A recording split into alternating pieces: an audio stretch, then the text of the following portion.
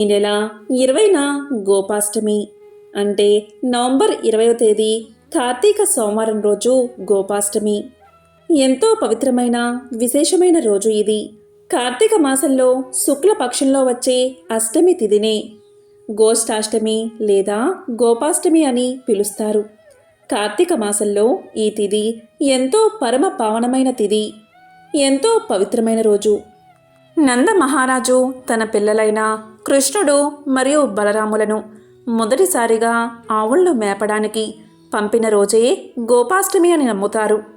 కృష్ణ పరమాత్మ తన చిటికిన వేలితో గోవర్ధనగిరిని ఎత్తి నందనవనంలో గోపాలులను రక్షించిన రోజే ఈ గోపాష్టమి. గోష్టము అంటే ఆవులు కట్టివేయబడే ప్రదేశమని అర్థం. ఈ సృష్టిలో గోవు ఒక్కటే చతుర్ముఖ బ్రహ్మగారి సృష్టిలోనిది కాదు. ఎందుకంటే ఒకానొకప్పుడు ప్రజాపతి అష్టవసువులందరినీ పిలిపించాడు. ప్రజాపతి వారితో ఇలా పలికాడు: ఓ వసువులారా, ఒక అపురూపమైన ప్రాణిని సృష్టించండి. ఇక అటువంటి ప్రాణి ఈ లోకంలోనే ఉండకూడదు. అది సాక్షాత్తు పరబ్రహ్మ స్వరూపమై ఉండాలి. అటువంటి దాన్ని సృష్టించండి అన్నాడు. దానికి అష్టవసువులు ఇలా చెప్పారు: అంత గొప్ప ప్రాణిని మేము ఎలా సృష్టించగలం అని అడిగారు. దానికి ప్రజాపతి ఇలా పలికాడు: మీరు 100 సంవత్సరాలు ఎడతెరిపి లేకుండా హోమాన్ని చెయ్యండి. అప్పుడు మీకు శక్తి వస్తుంది. ఆ శక్తితో ప్రాణిని సృష్టించండి అని పలికాడు.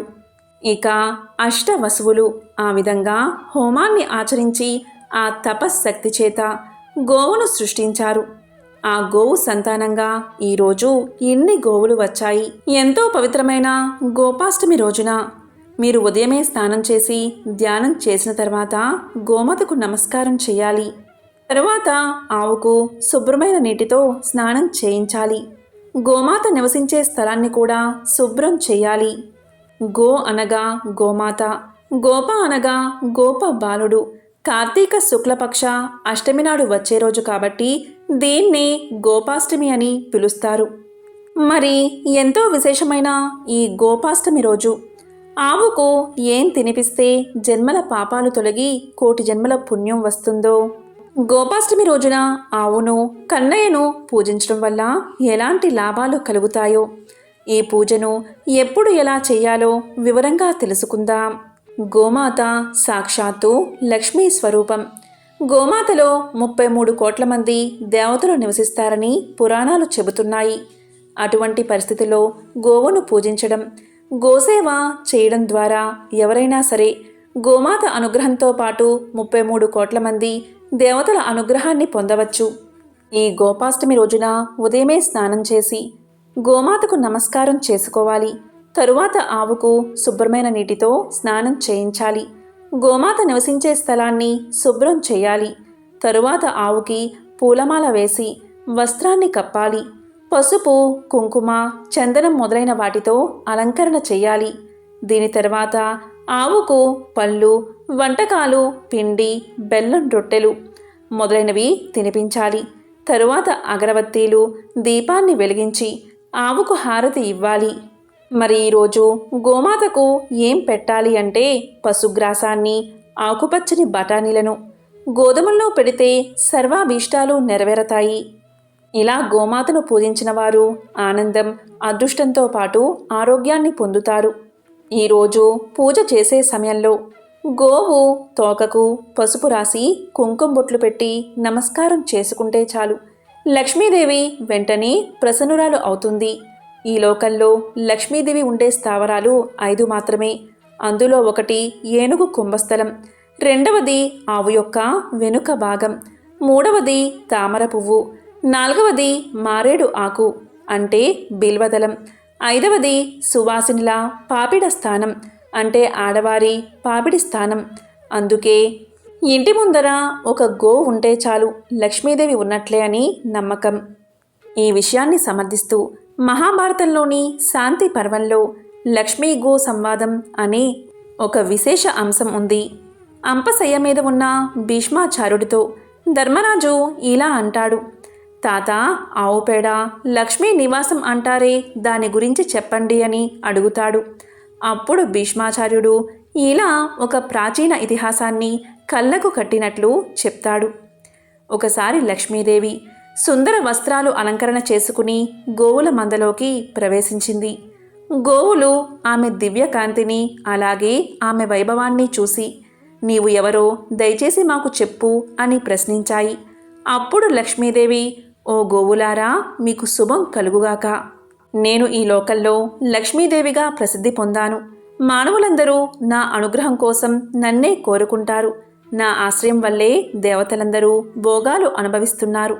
ఋషులు నా వల్లే సిద్ధిని పొందుతున్నారు. ధర్మార్థ కామ మోక్షాలు నా వల్లే సిద్ధిస్తున్నాయి. కానీ నేను మీ మధ్య నివసించాలి అనుకుంటున్నాను. అందువల్ల నేనే స్వయంగా మీ మధ్యకు వచ్చి మిమ్మల్ని ప్రార్థిస్తున్నాను. నాకు అనుమతిని ఇవ్వండి అని కోరింది. దానికి గోవులు ఇలా పలికాయి, ఓ లక్ష్మీదేవి, నీవు ఒకచోట స్థిరంగా ఉండవు. అందువల్ల మా మధ్య నీవు నివసించడం కుదరదు. మరి ఎక్కడైనా ఆనందంగా జీవించు. మాకు గడ్డి గోధుమలే బలాన్ని ఇస్తున్నాయి. నీతో మాకేం పనిలేదు అని చెప్పాయి. అందుకు లక్ష్మీదేవి ఇలా పలికింది, ఇతరులకు మేలు చేసే ఓ గోవులారా, మీరు నన్ను వద్దంటే లోకంలో నాకు అవహేళన తప్పదు. ఈ విషయం తెలిస్తే అందరూ నన్ను కాదంటారు. నాపై దయతో మీతో నన్ను ఉండనివ్వండి. మీరు గొప్ప ఐశ్వర్యదాతలు, ఎందరినో పోషిస్తున్నారు. నేను మీ భక్తురాలను. మీరే నాకు శరణం. మీతో నన్ను ఉండనివ్వండి. కనీసం మీ శరీరంలోని ఏ భాగంలో అయినా సరే, మలమూత్రాంగాల్లో అయినా చోటు దొరికితే చాలు. మీలో ఏదీ కూడా అపవిత్రమైనది కాదు. మీ శరీరాంగాలలో ఎక్కడైనా సరే నాకు చోటు ఇవ్వండి అని ప్రార్థించింది. అప్పుడు గోవులన్నీ పరస్పరం ఆలోచించుకుని, ఓ లక్ష్మీదేవి, మేము నిన్ను పూజించవలసిందే. నీవు మా మలమూత్రాలలో నివసించు. ఎందుకంటే మా మలమూత్రాలు అత్యంత పవిత్రమైనవి. కాబట్టి ఇక నుండి ఆవు పేడ, గోమూత్రం లక్ష్మీదేవి నిలయాలని గోవులన్నీ ప్రకటించాయి. దీంతో లక్ష్మీదేవి ఎంతగానో ఆనందించిందని భీష్మాచార్యుడు ధర్మరాజుకు వివరించాడు. చతుర్వేదాల్లోనే కాక హిందూ ధర్మ శాస్త్ర గ్రంథాల్లోనూ, భారత రామాయణ భాగవతాది పవిత్ర గ్రంథాల్లోనూ గో మహిమ అసమానమైనదిగా అభివర్ణించబడింది.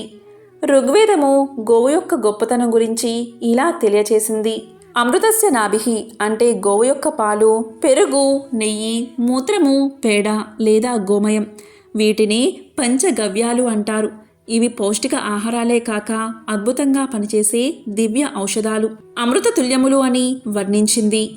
యజుర్వేదం గో సమాన న విద్యతే అని వర్ణించింది. అంటే ప్రపంచంలోని అన్ని ప్రాణుల కంటే ఆద్యంతం మనకు ఉపయోగపడేది గోవు మాత్రమే అని అర్థం. సామవేదం ఏం చెప్పింది అంటే గోవు నుండి లభించే ప్రతి పదార్థము పవిత్రమే. అందుకే గోవు మన శరీరాన్ని, మనసును కూడా పవిత్రం చేస్తుంది. పర్యావరణంలోని కాలుష్యాన్ని శుద్ధి చేస్తుంది అని తెలియచేసింది. ఇక అథర్వణ వేదం ఏం చెప్పింది అంటే సకల ఐశ్వర్యాలకు నిలయం గోవు. అష్ట ఐశ్వర్యాలు గోవులోనే ఉంటాయి. గోలక్ష్మితో రైతు ధనవంతుడు అవుతాడు. అగ్ని స్వరూపమే గోవు. అగ్ని ఎంత ఐశ్వర్యాన్ని ఇస్తుందో గోవు కూడా అంతే ఐశ్వర్యాన్ని ఇస్తుంది. మనం ప్రతిరోజు హోమం చేసి పూర్ణాహుతి చేసి అగ్నిహోత్రం యొక్క అనుగ్రహాన్ని పొందడం ఎంత కష్టమో, అంత తేలిక గోమాత అనుగ్రహాన్ని పొందడం. గోవును పూజిస్తే 100 యజ్ఞాలు చేసినా ఫలితం కలుగుతుంది. గోమాతను పూజించడం వల్ల జన్మల పాపాలు తొలగిపోతాయి, మహాపుణ్యం దక్కుతుంది. గోవు సాక్షాత్తు పరదేవత స్వరూపిణి. కాబట్టి గోవును పూజిస్తే సకల దేవతలను పూజించినట్లే లెక్క. గోవును పూజిస్తే మనం గర్భగుడిలోకి వెళ్ళి అమ్మవారికి చక్కటి చీర కట్టి ఆమెకు పూజ చేసి మహా నివేదన చేసినట్లే అవుతుంది.